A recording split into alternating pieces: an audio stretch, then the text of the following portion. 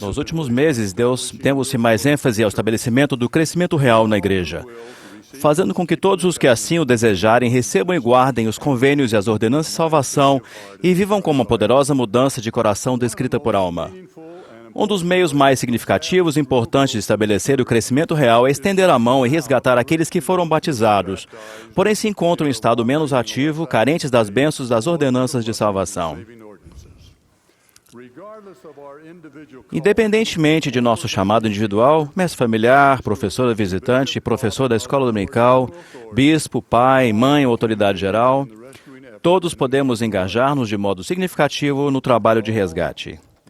Afinal, trazer todos, nossa família, os não-membros, os menos ativos, os pecadores a Cristo, para que recebam as ordenanças de salvação, é o chamado divino que todos compartilhamos. Numa manhã de domingo, há 30 anos, quando eu servia em uma presidência de estaca, recebemos um telefonema de um de nossos fiéis bispos. Ele explicou que sua ala havia crescido tão rápido que ele já não conseguia dar um chamado significativo para todos os membros dignos. Pediu-nos que dividíssemos a ala. Enquanto esperávamos essa aprovação, decidimos como presidente de estaca que visitaríamos a ala e chamaríamos aqueles maravilhosos e dignos irmãos e irmãs como missionários de estaca. A terceira pessoa que entrevistei era uma estudante que frequentava a universidade local. Depois de conversarmos um pouco, fiz o chamado para que ela servisse como missionária. Fez-se silêncio por alguns instantes. Então ela disse: "Presidente, você não sabia que não sou ativa na igreja?" Depois de alguns momentos de silêncio de minha parte, eu disse: "Não, eu não sabia que você não era ativa." Ela respondeu: "Já faz anos que não sou ativa na igreja." Então ela disse: "Sabia que depois de alguém ficar inativo, não é tão fácil voltar?" Respondi: "Sua ala começa às 9 horas da manhã. É só isso, ir para a capela e você está conosco." Ela respondeu: Não é tão fácil assim. A gente se preocupa com um monte de coisas. Preocupamos-nos se alguém vai nos cumprimentar, ou se vamos sentar-nos sozinhos e passar a reunião despercebidos. E preocupamos-nos se vamos ser aceitos e quem serão nossos novos amigos." Ela prosseguiu com lágrimas rolando em sua face. "Sei que minha mãe e meu pai estão orando por mim há anos para que eu volte para a igreja." Depois de um momento de silêncio, ela disse: "Nos últimos 3 meses estive orando para encontrar a coragem, as forças e os meios para voltar à atividade." Em seguida, ela perguntou: "Presidente, acha que esse chamado poderia ser uma resposta a essas orações?" Meus olhos se encheram de lágrimas ao responder: "Creio que o Senhor respondeu às suas orações." Ela não apenas aceitou o chamado, mas tornou-se uma ótima missionária. E tenho certeza de que ela proporcionou muita alegria não apenas a si mesma, mas também aos pais e provavelmente a outros familiares. Há várias coisas que aprendi com essa e com entrevistas semelhantes. Aprendi que muitos membros menos ativos têm entes queridos de joelhos, rogando que o Senhor ajude a resgatar os seus amados familiares. Aprendi que não é tão fácil ou agradável para um membro menos ativo simplesmente entrar na igreja de novo. Eles precisam de ajuda, precisam de apoio, precisam de integração. Aprendi que temos membros menos ativos que estão dispostos a voltar e procuram encontrar o caminho de volta à atividade.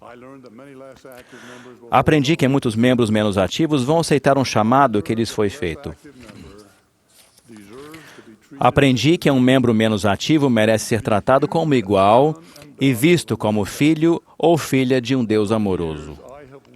Ao longo dos anos, perguntei-me como teria sido aquela entrevista se eu tivesse tratado aquela irmã como membro menos ativo da igreja.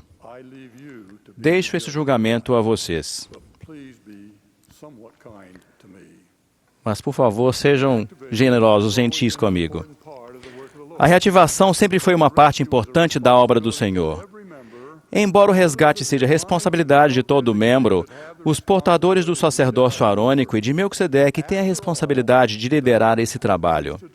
Afinal, é nisso que consiste o serviço no sacerdócio: trazer todas as pessoas aos convênios exaltadores, proporcionar paz, felicidade e autoestima. No livro de Mórmon, devem lembrar-se de que, quando Alma, o filho, descobriu que os Zoramitas tinham se afastado da igreja, organizou uma equipe de reativação para resgatar aquelas pessoas. Ao aceitar essa tarefa, rogaram ao Senhor, dizendo: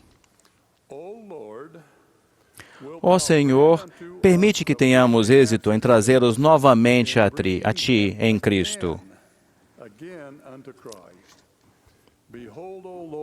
Eis, ó Senhor, que sua alma é preciosa e muitos deles são nossos irmãos.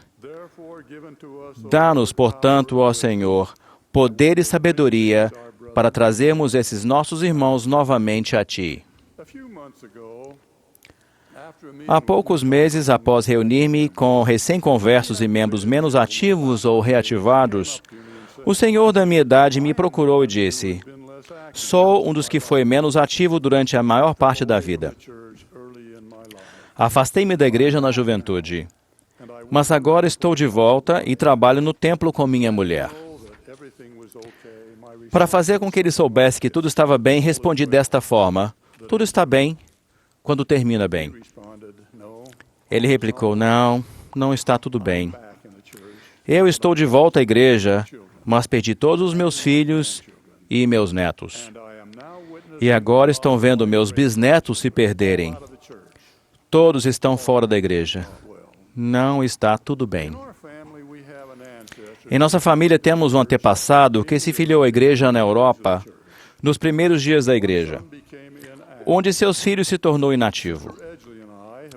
Minha mulher e eu tentamos calcular quantos seriam os descendentes inativos daquele antepassado. Foi fácil para nós concluir nessas 6 gerações, com uma aproximação aceitável, podem ter se perdido cerca de 3.000 membros da família.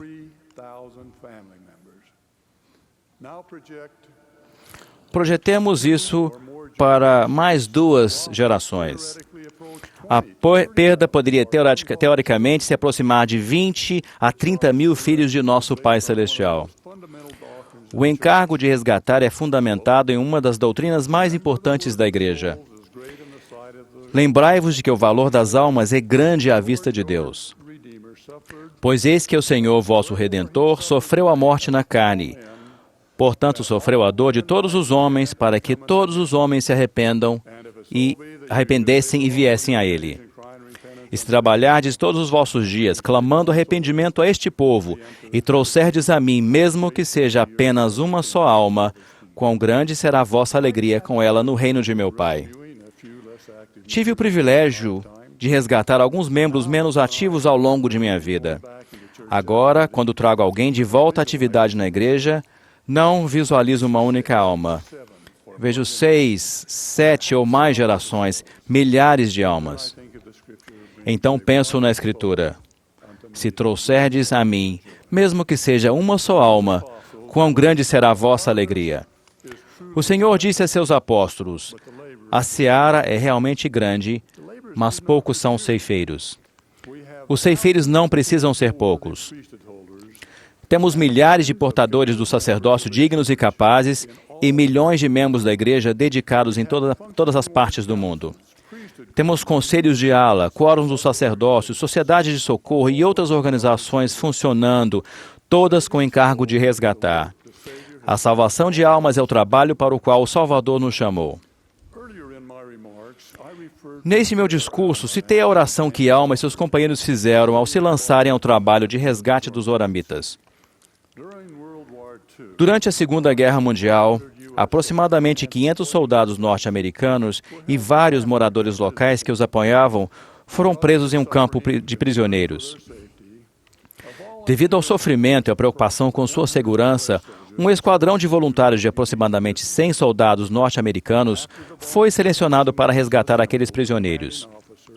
Depois que os voluntários foram reunidos, o oficial comandante os instruiu dizendo: Hoje à noite, reúnam-se com seus líderes religiosos, ajoelhem-se e jurem a Deus que, enquanto tiverem um sopro de vida, não permitirão que um daqueles homens sofra mais um só momento que seja. Aquele resgate bem-sucedido foi um resgate do sofrimento físico e temporal.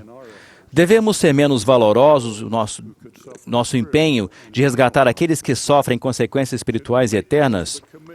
Deveríamos assumir um compromisso menor com o Senhor?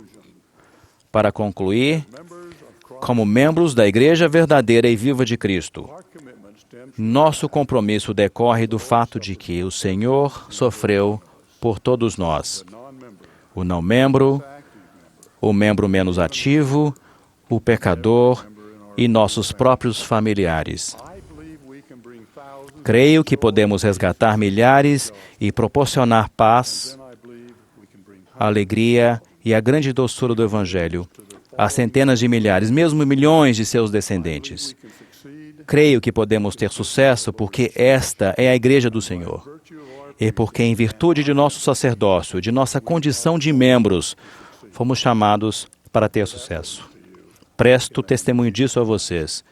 Em nome de Jesus Cristo. Amém.